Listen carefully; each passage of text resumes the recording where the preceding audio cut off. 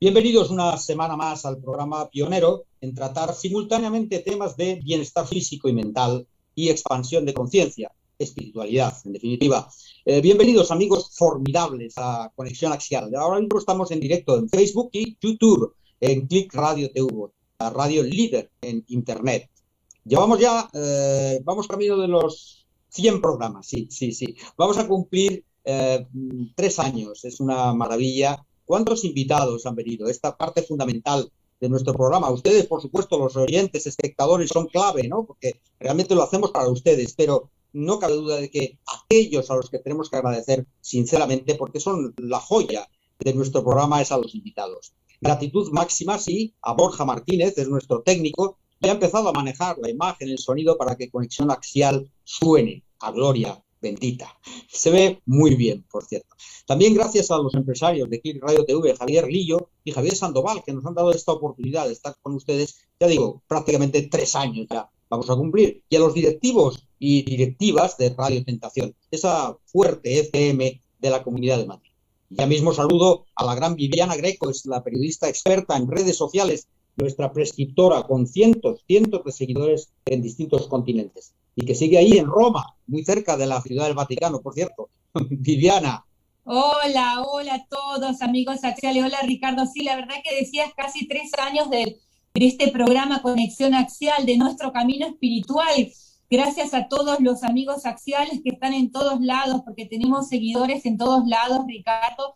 Y bueno, y estamos siempre conectados 24/7 con Conexión Axial en Facebook, en Instagram, para comentarios y sugerencias. Y muchas gracias siempre a nuestros expertos, Ricardo, que son los que nos traen todos los argumentos para crecimiento. Así es, Viviana. Bueno, son respetables, por supuesto, y agradecidísimos estamos siempre a nuestros invitados. Pero el invitado primero de hoy es para nosotros un referente y de algún modo pues es una culminación de estos 3 años que llevamos aquí.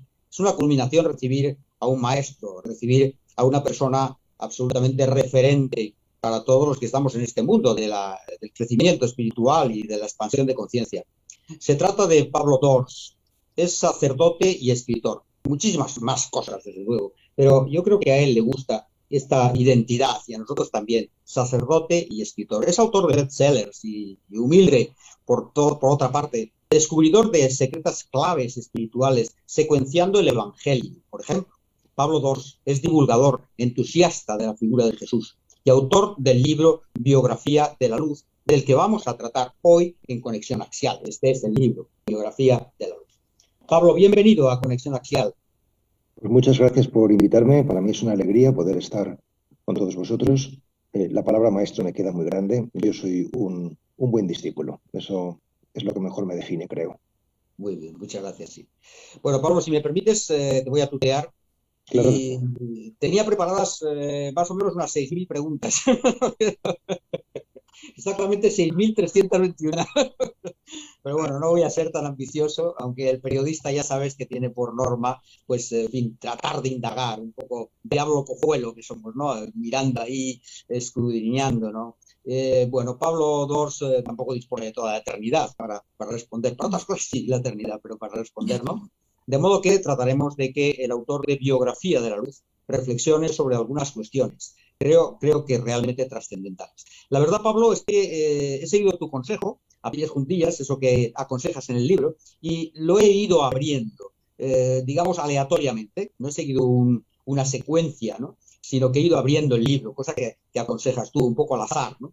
Empieza por sorprenderme, por ejemplo, que aconsejes a los lectores que tu libro se lea con un acompañante o en grupo, y yo te pregunto, ¿es mejor una lectura, digamos, colectiva de tu libro más que una lectura individual o más íntima?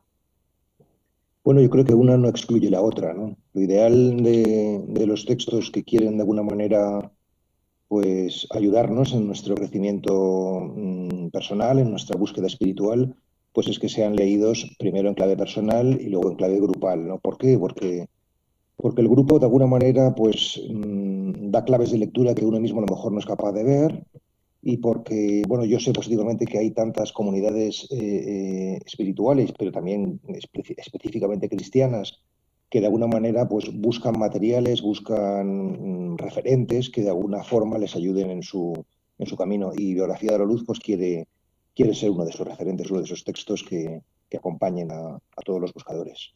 Muy bien. Entrando en la estructura de Biografía de la Luz, insisto, este gran libro que hay que decir que está editado en Galaxia Gutenberg. Es muy importante la editorial, son muy importantes las editoriales, el trabajo que hacen, ¿verdad?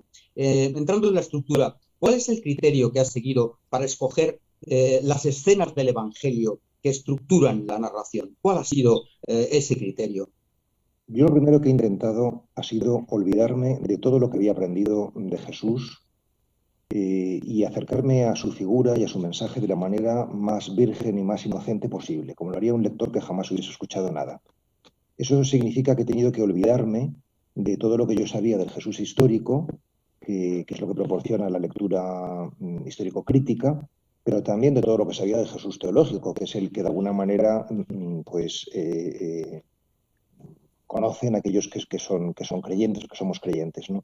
He intentado un acercamiento a un Jesús, vamos a llamarlo existencial, es decir, dándome cuenta de que todos los dilemas humanos que nos podemos plantear, no sé, la enfermedad, la muerte, el miedo, la soledad, pues de alguna manera encuentran en el texto evangélico no ya una respuesta, pero sí una propuesta de trabajo, ¿no? O sea, y yo diría que mi acercamiento ha sido, por una parte, personal, es decir, el Evangelio no habla de otros, sino que habla de ti, de mí, de cada uno en particular, y una lectura también mística, no tanto el Jesús místico en general, sino el Cristo interior de cada cual, ¿no? Es decir, que lo que nos cuenta el relato evangélico no es tanto una cosa que sucede fuera, acontecimientos exteriores, sino más bien sucesos interiores, es decir, el Evangelio como mapa de la conciencia.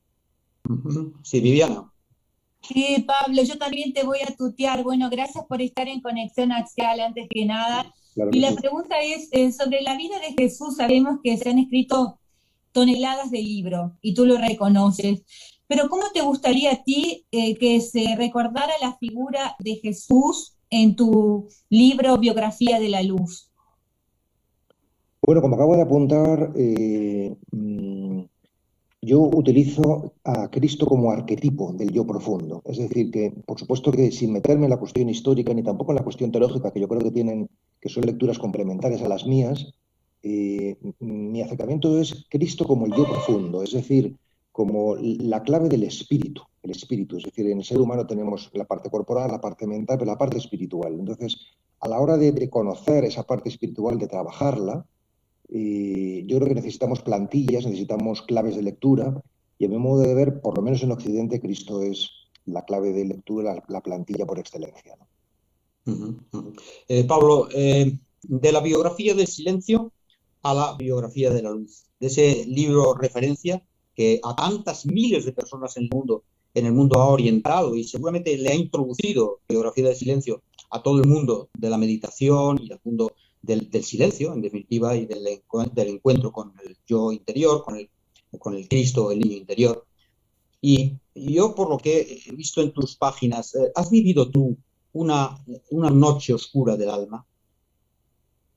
Bueno, de alguna manera la biografía de la luz es la consecuencia natural de la biografía del silencio, natural, no estratégica. Es decir, que no es que yo titule este libro así, pues como el libro anterior se vendió muy bien, para que este también tenga estos resultados comerciales tan... Aparte que el éxito fundamental no es el comercial, que desde luego hay que tener en cuenta, sino el éxito existencial, ¿no? Que es el que apuntabas tú mismo al decir que efectivamente tantas personas, muchas más de las que cualquiera de nosotros, yo mismo o los editores podríamos imaginar, pues lo han encontrado como un texto de referencia, ¿no?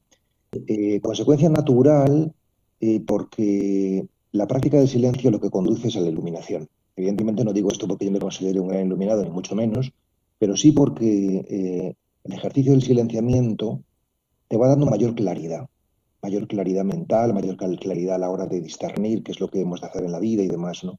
Ahora bien, este viaje del silencio a la luz no es un viaje directo, sino que tiene una estación intermedia que es la noche, ¿no? O sea, El noche oscura pues es un término místico que a mí también me viene muy grande, pero en definitiva oscuridad interior, ¿no? O sea, que el ser humano no es solamente luminoso como nos gustaría, sino que también es oscuro, es decir, que tenemos muchas sombras, mucho territorio tenebroso que nos da miedo explorar, pero que la meditación pues nos va conduciendo inexorablemente, si somos rigurosos y perseverantes, pues a ese territorio, ¿no?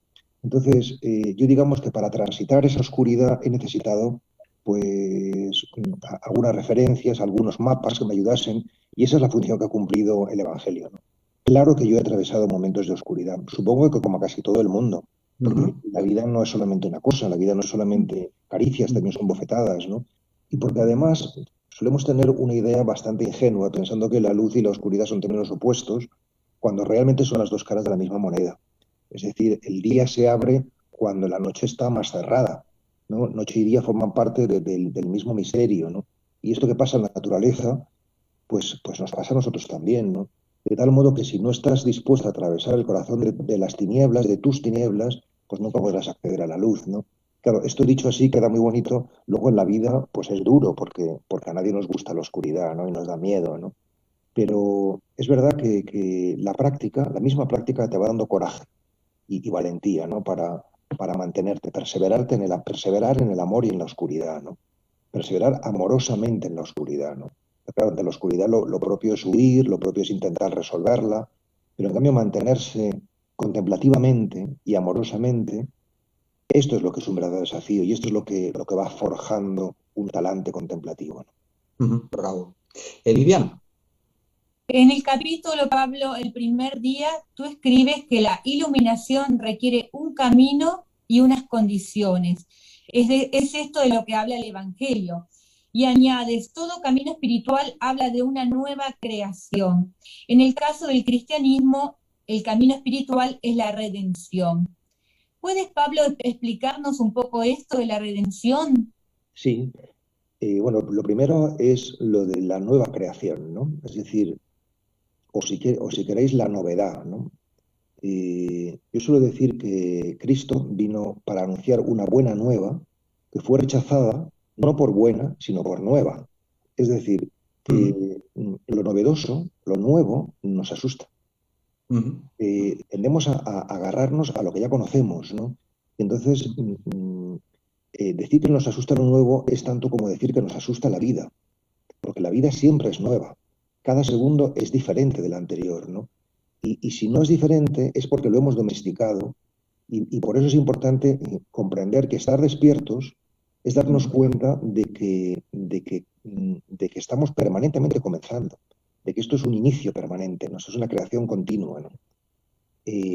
Como eso lo hemos oscurecido, y no vivimos con este talante de creación permanente, que la vida es una fiesta creativa permanentemente, por eso precisamente hace falta esta segunda categoría por la que me preguntabas, que es la redención. De hecho, el cristianismo entero se construye desde estas dos categorías, creación y redención, ¿no? Redención, ¿por qué? Porque la creación la hemos oscurecido, la hemos pervertido, estamos dormidos, tenemos que despertar, ¿no? Entonces, ¿qué supone la redención? Redención significa, sencilla y llanamente, cambiar de signo lo oscuro en luminoso. Para lo cual el camino es abrazarlo amorosamente, como antes apuntaba, ¿no? Es decir, redención es una palabra del lenguaje cristiano que la utilizamos para decir lo que hizo Jesús. Lo que hizo Jesús, pues no escapar del dolor, no dar una bonita teoría, sino que abrazar la cruz y cambiarla de signo. O sea, a su tarea la llamamos de redención porque en ese abrazar la cruz convierte la cruz en instrumento de luz, ¿no? Pues eso que hace él en su vida histórica es lo que cada uno de nosotros estamos llamados a hacer en nuestra conciencia, es decir, abrazar nuestras sombras y transformarlas en luz. Ese trabajo es lo que llamamos redención. Bravo, magnífico. Fíjate, Pablo, he leído estos días distintos neurocientíficos, astrofísicos de Estados Unidos, han publicado una serie de trabajos concluyendo que la luz está en la oscuridad. Es decir, la ciencia habla en los mismos términos que tú, desde la idea de la profundidad y de la mística, si quieres, hablas. Y esa coincidencia es sobre tu conclusión de que la luz solo se encuentra en la oscuridad. que es un elemento clave, ¿no? Claro, Mi opinión, claro. pero Sí, que coincido. por eso hablo de la importancia de, ante la oscuridad, ante la dificultad, ante los problemas, no huir, primera cosa, no escaparnos, y segundo, no resolverlos racionalmente o prácticamente, que es lo que solemos hacer, sino mantenernos en la mirada amorosa, ¿no? O sea, ¿por qué?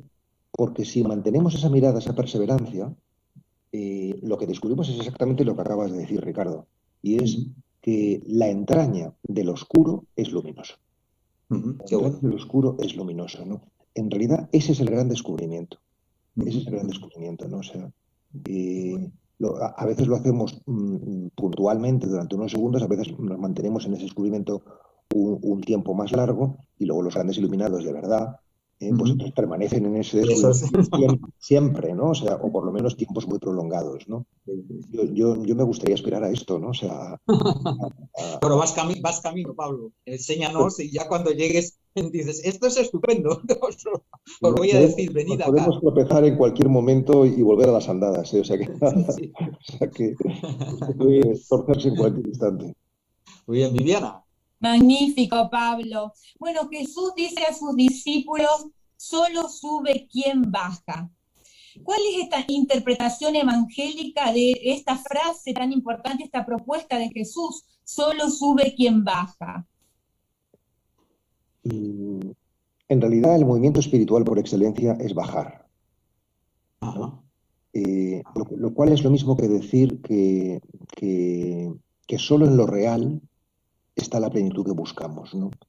Nosotros tendemos a subir, ¿no? Tendemos a buscar los primeros puestos, ¿no? A ser los que destacamos, a ir dejando a los demás atrás, ¿no? O sea, pero cuando dejamos a los demás atrás porque vamos subiendo nosotros y dejando a los otros en la base, pues vamos perdiendo a las personas. Y quien pierde a las personas, antes o después, más bien antes, pierde la verdad, ¿no? Porque la verdad está en el diálogo, está en el encuentro, está en la humanidad, ¿no?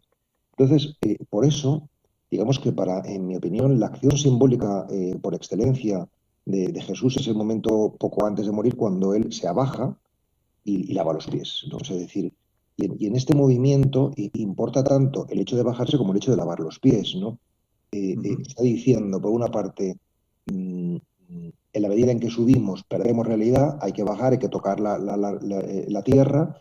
Por eso la postura de meditación es sentado en el suelo, precisamente porque es el lugar de la verdad, ¿no? O sea, y desde ahí servir, desde ahí lavar los pies, desde ahí estar en actitud de entrega al otro, ¿no?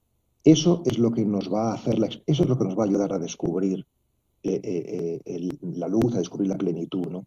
Lo cual es tanto como decir que sabiduría y compasión son las dos caras también de la misma moneda, ¿no? O sea, que si todo nuestro ejercicio espiritual no nos lleva a lavar los pies, es decir, no nos lleva a generar mayor humanidad, pues entonces es una simple aristocracia interior, es una forma de alienación, o como lo queramos llamar, pero no es auténtica espiritualidad, ¿no? Para terminar esta pregunta, responder esta pregunta, yo diría que un buen símbolo del camino espiritual es la montaña, ¿no? Entonces, en la montaña hay un movimiento de ascendente, ¿no? Y un movimiento descendente, ¿no? Y los dos son importantes cumplirlos. Hay que subir para hacer la experiencia de la luz, ¿no? Y luego hay que bajar para compartirlo, ¿no? Si no bajamos, pues no hacemos la experiencia completa de la montaña, ¿no? ¿Y para qué es importante subir a la montaña? Para hacer la experiencia de la cima, ¿no? Y solamente cuando uno ha hecho la experiencia de la cima, descubre que la cima está en todas partes. Es decir, que también puedes descubrir la cima abajo, pero para hacer eso antes has tenido que subir la montaña. Bellísimo, bellísimo. Hay que decir también que este libro de Pablo Dors que estamos comentando y que está aquí, Biografía de la Luz, pues es una obra, en mi opinión, literaria de altura, y realmente está escrito extraordinariamente. Hay veces que uno piensa que hay un punto de revelación, ¿no? En todo esto. No digo yo que es un libro revelado, ¿no? Porque pasa por el tamiz, digamos, de Pablo Dors y de su mente, pero hay elementos, digamos, que realmente se ve, es un libro de los que yo llamo de conexión, ¿no? En otro momento Son de palabras tu... mayores lo que estás diciendo. Yo me conformo con decir que es un libro orado. Es decir, que realmente yo sí que lo he escrito en estado de meditación, o sea, antes de meditar, después de meditar, y que de alguna manera sí que me ha puesto en juego de manera completa, ¿no? O sea, decir, pues ya lo otro, pues son palabras mayores, ¿no? Pero bueno, lo importante es que efectivamente alimente el alma de los lectores, ¿no? Y les dé fuerza en el camino. Esto es lo esencial. Es así, seguro que es así, ¿verdad? En otro momento de tu libro leemos que, comillas, existen caminos para curarnos por dentro. ¿A qué caminos te refieres? ¿Hay más de uno? ¿Hay más de uno? ¿Hay muchos caminos para curarnos por dentro? ¿O tú aconsejas el camino, digamos, del cristianismo? ¿O esos caminos a los que te refieres, cuáles son, Pablo? Bueno, en realidad los caminos son muchos y también es uno, ¿no? O sea, decir, ¿qué es un camino? Un camino es un horizonte y tierra bajo nuestros pies, las dos cosas, ¿no? O sea, entonces, en la medida en que tenemos un horizonte y en la medida que tenemos tierra bajo nuestros pies, ambas cosas nos sentimos bien, ¿no? En cambio, Ujú. si tenemos solo la tierra bajo nuestros pies, pero no sabemos a dónde vamos, entonces seremos seguramente vagabundos que caminan, sí, pero no saben a dónde, porque no tienen un horizonte, ¿no? Y si tenemos un horizonte pero no tenemos tierra bajo nuestros pies, pues seremos seguramente idealistas, pero que viven con un sueño utópico, con una quimera, pero no saben cómo hacerlo realidad, ¿no? Entonces, la idea del camino de Cristo como camino del Tao, como camino, es fundamental en la vida espiritual, ¿no? O sea, yo creo que hay muchos en el sentido de que no solamente no sé, pues no sé, el budismo o el islam o el cristianismo es el camino que nos conduce a la plenitud y de hecho hay tantos iluminados en distintas tradiciones o incluso sin ninguna tradición en particular, ¿no? Ajá, ajá. Eh, lo que sí que es importante es descubrir que el camino eres tú. O sea, Sí. tú eres el camino que tienes que hacer para llegar a ti mismo, ¿no? Es decir, todo lo de fuera, no sé, Cristo, Buda, Mahoma, quien queráis, todo lo de fuera son maestros exteriores para recordar o avivar nuestro maestro interior, ¿no? Pero los necesitamos, por lo menos muchos de nosotros los necesitamos, yo creo que la mayoría. La mayoría. Sí, porque de lo contrario, pues el maestro interior no se despierta, ¿no? O sea, entonces, sí, una persona espiritual se caracteriza precisamente porque tiene capacidad de aprender de todos y de todo, ¿no? O sea, porque no se cierra. Esto no significa que no nos identifiquemos, ¿no? con nuestro maestro, pero o no queramos ser fiel a un camino en concreto. Tenemos que ser fieles a un camino en concreto, ¿no? Pero eso no nos cierra, sino que nos abre. Precisamente la fidelidad a algo concreto es lo que te abre, ¿no? Yo suelo decir que cuando encuentras un gran amor, Ujú, ujú. no es para que tú te cierres con tu pareja y que bien que yo me quiero, yo te quiero mucho, tú me quieres mucho, sino que ese gran amor es lo que te enseña a amarlo todo y a todos, Qué ¿no? bonito. Pues quien encuentra un maestro es esto, ¿no? O sea, no simplemente para que le ames a él, sino o para que aprendas de él, sino para que aprendas de todo, ¿no? Un gran maestro es el que te enseña a ser discípulo de la vida. Ujú. Oh, impresionante. Fantástico, Eh, fantástico. Viviana, por favor. Sí, Pablo, en el capítulo Milagro de Rabí, tú escribes sobre el trabajo espiritual. Dices que se desarrolla en tres fases: conversión, purificación e iluminación. ¿Nos puedes hablar de esto, Pablo? Esta es una división clásica, creo recordar que es de Teresa de Ávila, ¿no? que hablaba de cuatro fases, ¿no? Que yo las he resumido ahí en este texto en concreto, pero sería la conversión primera, la purificación la segunda, la iluminación la tercera y la unificación la cuarta, ¿no? Y digamos que en el cristianismo todas y cada una de esas etapas espirituales tienen un símbolo. En la conversión la tierra, la purificación el agua, en la iluminación la luz y la unificación el vino y el pan, ¿no? O sea, ¿qué quiere esto decir? Que primero hay que convertirse a la realidad, es decir, tocar tierra, darnos cuenta de lo que somos. Esta es la primera fase, ¿no? Es decir, que, de hecho, por ejemplo, estoy haciendo ahora un curso de la mística en San Pablo y decía el profesor que lo primero que hace San Pablo después de su conversión, que por cierto es caerse por tierra, ¿no? O Sí, sea, sí. darse un golpetazo, Sí, darse un sí. morrazo, ¿no? Analogía perfecta. Sí. Sí, es irse al desierto 3 años en Arabia, ¿no? Es decir, que tocar tierra, tocar la realidad, ¿no? Tocar lo concreto, ¿no? En segundo lugar, la purificación, es decir, una vez que no nos alejamos de nosotros, sino que hacemos esta aventura de conocernos, pues nos damos cuenta de que hay mucho que limpiar, ¿no? Es decir, que nos hemos ido alejando de lo que somos, que tenemos demasiado ruido, que es precisa una higiene mental y una higiene cordial, ¿no? Limpiarnos de mucha confusión, limpiarnos de muchas dependencias, ¿no? O apegos, ¿no? O sea, y una vez que vamos limpiando, entramos en la tercera fase, que es la iluminación, ¿no? En la medida en que vamos haciendo la experiencia del vacío, entra la luz. La luz no podía entrar porque estábamos demasiado llenos, ¿no? O sea, y en la medida en que entra la luz, hacemos la experiencia de la unificación, es decir, nos damos cuenta de que somos uno, de que no estamos separados de los demás, ¿no? De que conformamos un todo con la naturaleza y con los otros, ¿no? Entonces, el camino espiritual busca justamente esto, ¿no? O sea, tocar la realidad, limpiarnos, recibir la claridad de la luz, ¿no? O sea, y entender que no existimos separadamente de los otros. Magnífico. Bueno, increíblemente ha transcurrido ya media hora. Únicamente verán y escucharán los espectadores de Conexión Axial que lo de las 6.000 preguntas es evidente que se pueden hacer muchísimas más, pero hay que reducirlo un poco. Solamente es invitarles, porque esto es como un aperitivo corto de lo que verdaderamente supone Biografía de la Luz. Que es un libro, verdaderamente, si no se titulaba así, pues podría decirse que es un libro luminoso, y es verdad, ilumina. Y una cosa al escritor, que sí que me mueve curiosidad, y antes de despedirte, Pablo, porque tú dices literalmente, la escritura es un trabajo manual antes que mental. Me gustaría que desgranaras esta idea, porque me parece sugerente y brillante.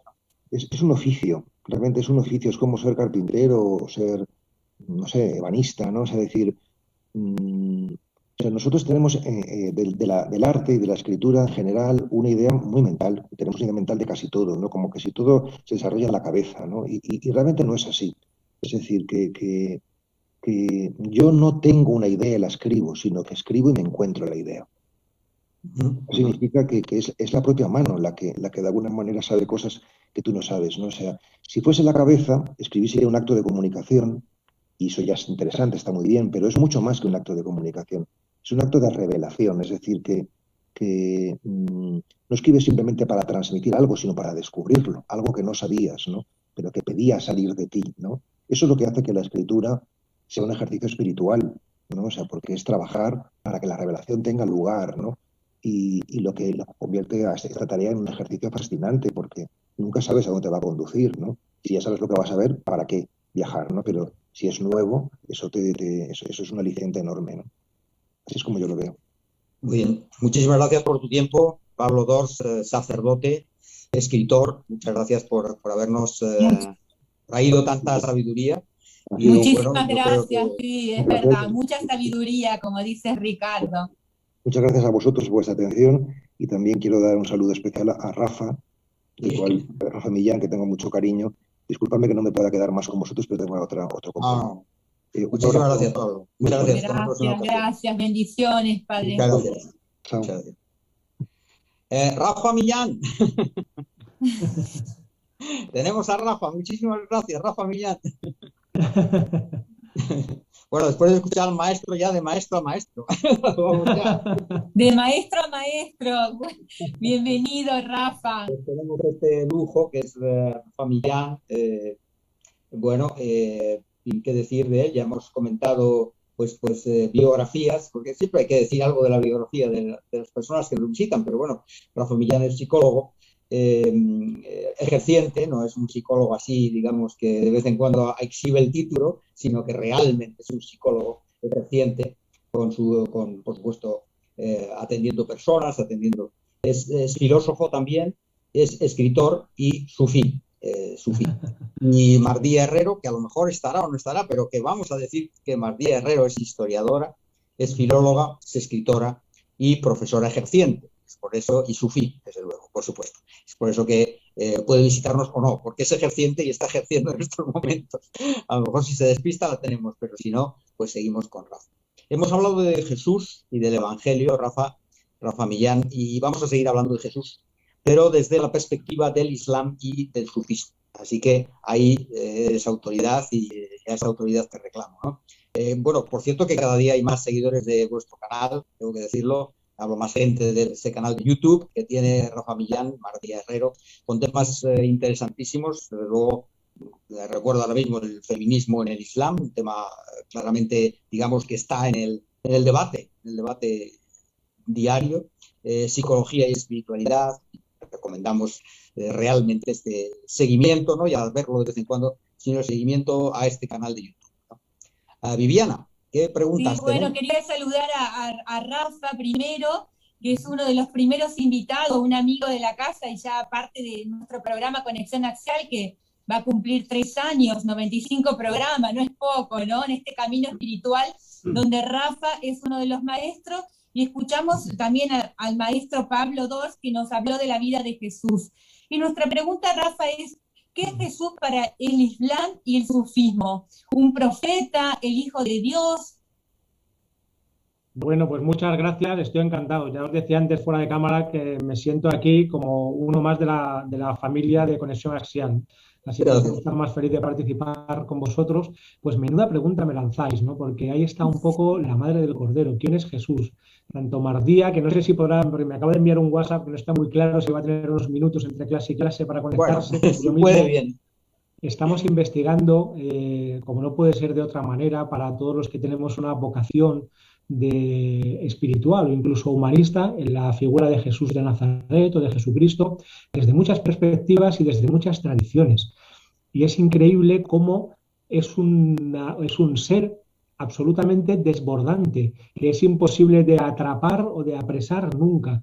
Cuando le enfocamos o le miramos desde cualquier perspectiva, siempre es fecundo, siempre es rico y siempre nos da más y siempre nos acaba rompiendo la cabeza y nunca podemos encajar todas las piezas del puzzle. Y yo creo que esto está muy presente en el sufismo, por supuesto, como vía espiritual o vía mística, pero también incluso en el Islam más corriente o más ortodoxo. En el propio Corán, que es una cosa que muchos cristianos no saben, paradójicamente, cuando la figura de Jesús es un puente de unión entre el cristianismo y el Islam, para mí perfecto. Y más allá de postulados teológicos o de argumentaciones, yo diría que casi bizantinas o metafísicas, estamos hablando de una visión muy similar a la que hay en el cristianismo con la que hay en el Islam. Hay una sura, es la sura Mariam, un capítulo del Corán, se llama Mariam, es decir, de la Virgen María, que es en donde, entre otros lugares, más se expone sobre la vida de Jesús. Y simplemente os voy a nombrar algunos de los calificativos y de las palabras, de los adjetivos que el Corán pone sobre Jesús. Para empezar, le llaman Ruh Ullah. Ruh significaría el espíritu, ¿no? Ruh, igual que en hebreo, ¿no? Ruh, el espíritu de Allah, el espíritu de Dios. Es decir, que de alguna manera el propio Corán lo está identificando de alguna forma sutil con el Espíritu Santo, porque lo que dice literalmente es que él ha nacido porque ha sido insuflado directamente en el vientre de María. El Ruh de Dios ha sido directamente insuflado en el vientre de María. Y en esto coincide también con la tradición cristiana, y normalmente todos los musulmanes suelen entender a la figura de María como virgen y con un nacimiento milagroso de Jesús. También se le llama al-Masíah, el Mesías. Este es un título que da el Corán varias veces a Jesús. También se dice que es Kalimatullah. Kalima, de donde viene la palabra castellana cálamo, es decir, un instrumento de escritura. El verbo al-kalama es palabra, ¿no? En árabe. O sea, es la palabra divina, un verbo divino, el logos divino. Esto también está dicho sobre Jesús. Así que ya veis que para cualquier musulmán, como para cualquier cristiano, la figura de Jesús es algo muy especial. Y esto solamente en el Islam. Ahora me imagino que entraremos a hablar de Jesús en el sufismo, que todavía va más allá.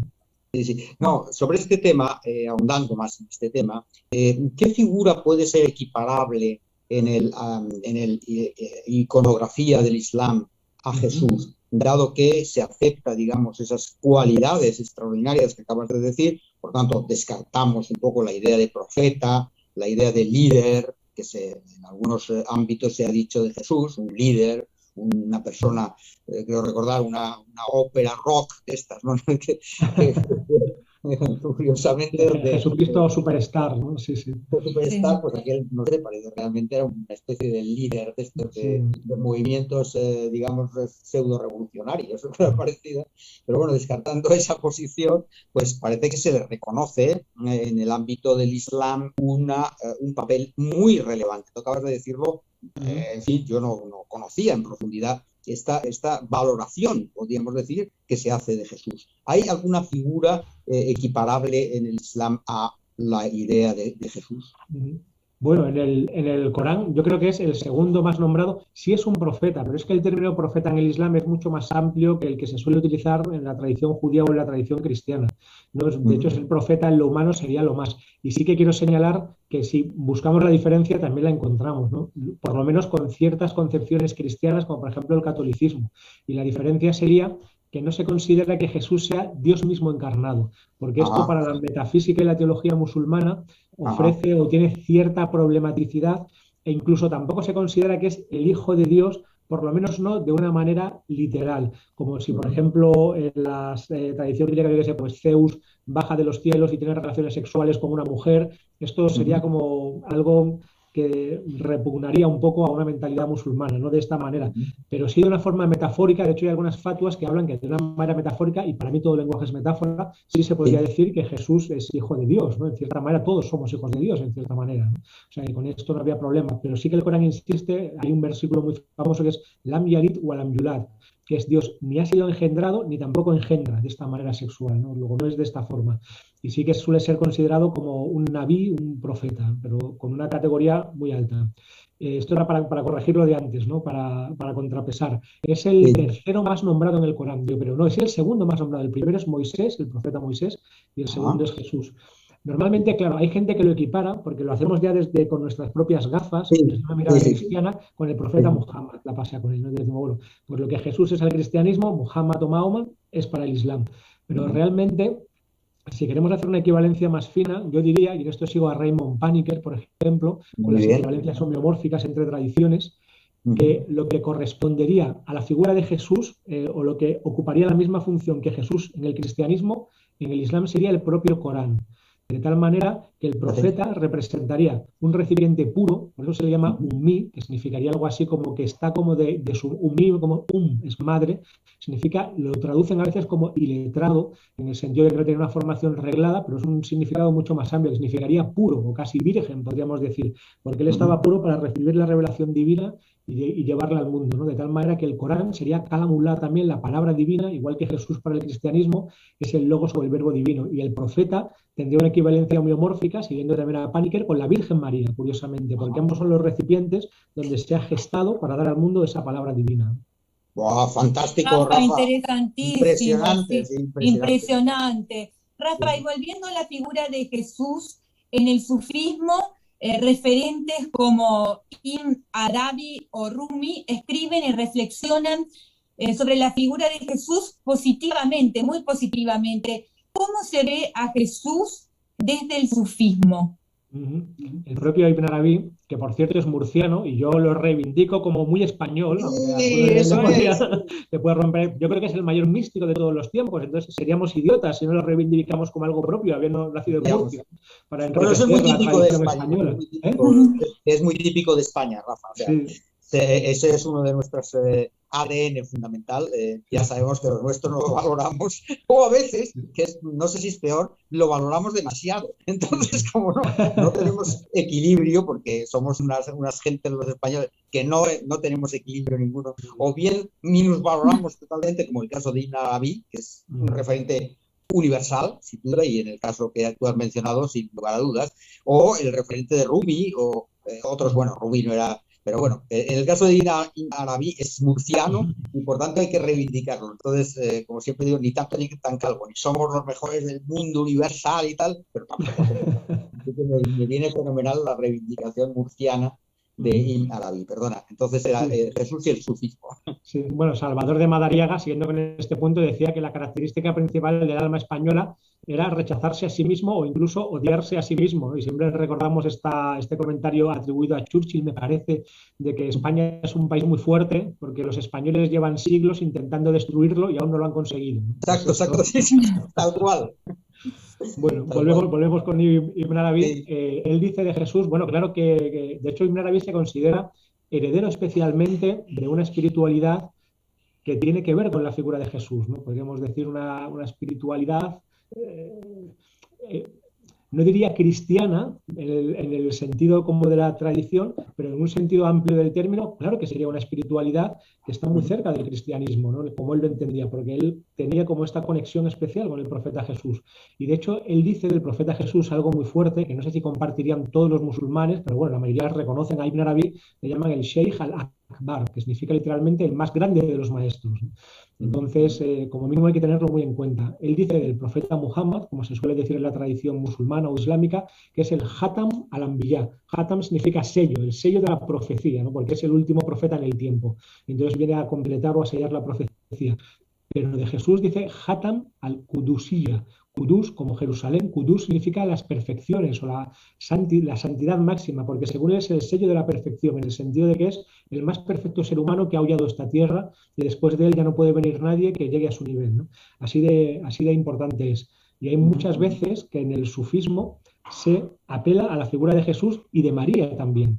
Hay, de hecho, muchas mezquitas en el mundo que son mezquitas mariamillas de la Virgen María, e incluso hay una tárica, una cofradía, una orden sufí, podríamos decir, que se llama precisamente así, Mariamilla, la orden sufí de Mariam, que en España, por ejemplo, es bastante activa. Bravo. Pues precisamente de la Virgen María quería comentar la visión del sufismo, del Islam, pero del sufismo particularmente, porque aparece constantemente Jesús junto a Juan Bautista, que San Juan Bautista es otra personalidad, otra verdaderamente relevante, ¿no? en el Corán.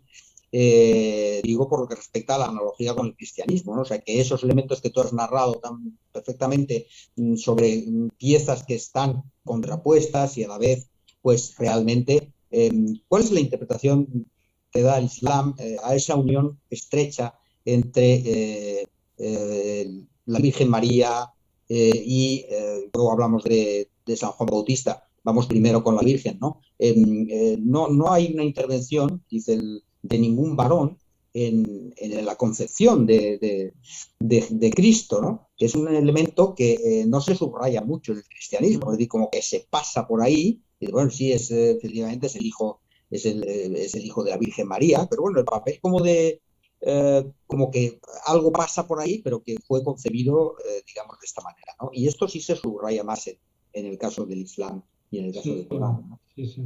Lo que dice literalmente el Corán en este punto es que igual que de Adán dijo Dios sé y es, kun fayakun, sé y es, fue lo mismo con Jesús, ¿no? Dijo Dios, por decirlo así de esta manera, sé y es, ¿no? Sin que mediara esta intervención de varón, aunque me parece recordar ahora, habría que buscar las aleyas porque se habla mucho de Jesús en el Corán, pero me parece recordar que en ningún momento dice que no haya habido participación de varón de manera explícita, guarda ahí o cubre como una especie de velo de pudor en este punto, pero sí es lo que la gran mayoría de musulmanes entienden y lo que está en la tradición. Seguramente haya hadices, dichos del profeta, en los que se aclare mejor este punto, pero ahora mismo no sabría decir.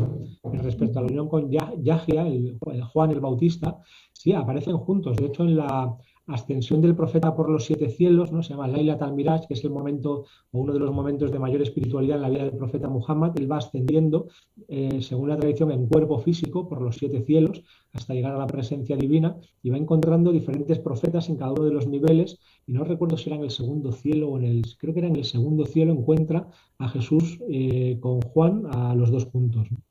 Exactamente.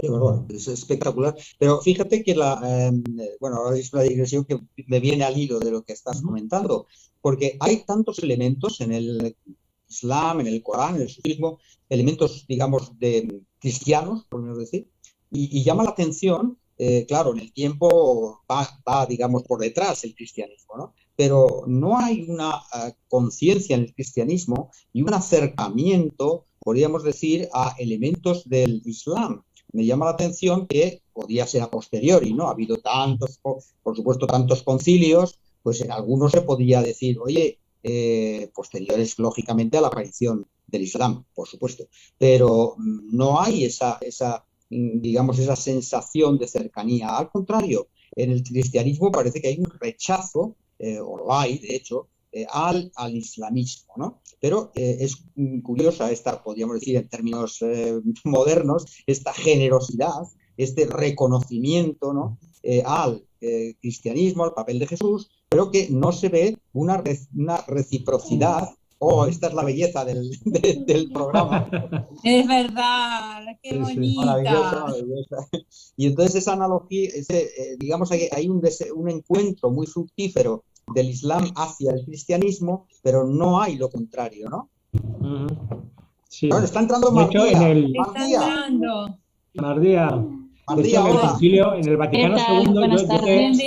Bienvenida Mardía, Conexión Axial, otra amiga de la casa de hace ya 3 años también. Muchas gracias. Sí, perdona, Rafa. Sí, voy a resumir mucho para que hable ya más Mardía, pero en el concilio, me parece que es en el Vaticano II, sí que se habla del Islam, y se habla del Islam, digamos así, no recuerdo el párrafo exacto, pero como una religión de la verdad.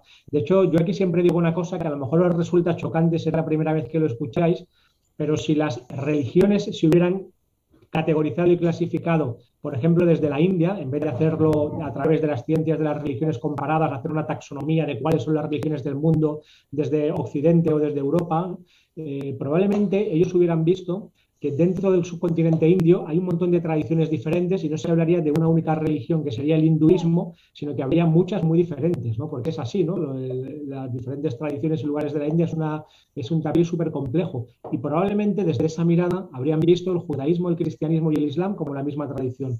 Entonces se podría hablar de una religión abrámica, tal vez, o algo parecido, pero sería la misma. Pero claro, como suele pasar, normalmente nos enfrentamos con lo que es más parecido a nosotros y con aquello que tenemos más cerca.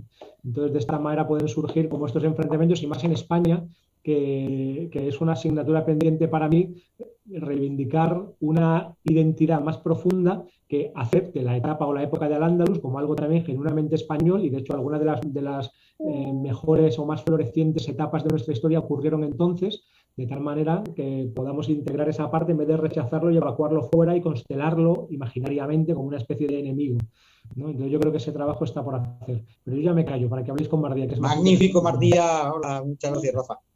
Pues mira, bueno, Mardía, estábamos aquí con Jesús y el Islam, sabiendo que tiene tantas cosas que ver, ¿no? Y ahora, como vienes un poco del trabajo para desengrasar, te quiero preguntar una cosa que a lo mejor tiene respuesta o no, no lo sé. Que se trata de María Magdalena, que se trata de la relación de Jesús con María Magdalena. En algún momento aparece una figura o aparece de algún modo referenciado en Islam o en Corán o en el sufismo estas situaciones, digamos, con María Magdalena. Hemos hablado de San Juan Bautista, hemos hablado de la Virgen María, pero ¿existe digamos, estas menciones de María Magdalena?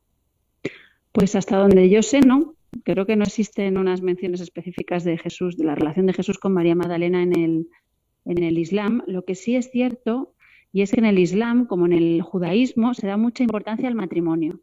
Es un tema como clave. De hecho, se suele decir que es la mitad del camino espiritual, ¿no? Porque es la primera experiencia de unificación, o una experiencia muy importante de unificación que gesta, que genera la vida humana y que está en la raíz como de la formación de toda familia, ¿no? Entonces, de hecho, la santidad sin matrimonio es excepcional en el Islam. Esto es muy diferente al modelo cristiano, ¿no? Pero de María Magdalena no se dice, que yo sepa, no se dice específicamente nada. Se le da mucha importancia a María, como ya habéis comentado, a María la Virgen, y también se le da mucha importancia se reconoce el hecho de que el Evangelio es un texto revelado, ¿no? Entonces, todas las cosas que aparecen en los Evangelios son reconocidas como tal, ¿no? Y en ese sentido, el papel de María Magdalena también, porque María Magdalena, entre otras cosas, es la primera persona testigo de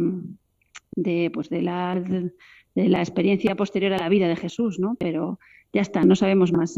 Hasta donde yo sé, no sé más. María, sí, bienvenida. Curiosidad era por San Juan, ¿no? Quería hacer una pregunta, Ricardo, después. Bueno, pues ya está, esta misma. Adelante con tu pregunta. Bueno, Mardia, una reflexión del padre Pablo Dors que tuvimos antes. Él habla sobre el amor, ¿no? Y dice que el amor nos sostiene ante el dolor.